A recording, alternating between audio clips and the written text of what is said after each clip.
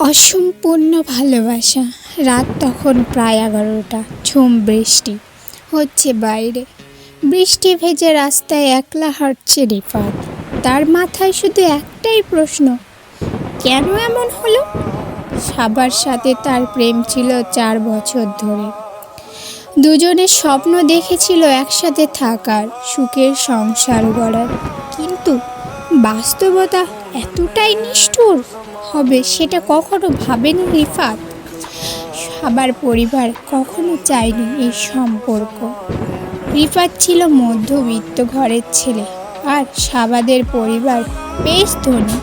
তারা সবসময় চাইতো সাবার বিয়ে হোক সমমানের কারো সাথে। সাবা বারবার বলতো, আমার বাবা মাকে বোঝাবো, তুমি দুশ্চিন্তা করো না। কিন্তু শেষ পর্যন্ত সে সাহস দেখাতে পারেনি। আজ বিকেলেই সাবার বিয়ে হয়ে গেছে।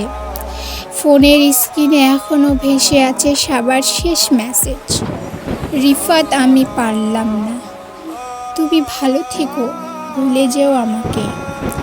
রিফাত বুঝতে পেরেছে ভুলে যাওয়া এত সহজ নয়। বৃষ্টির পানির সাথে মিশে যাচ্ছে তার চোখের পানি।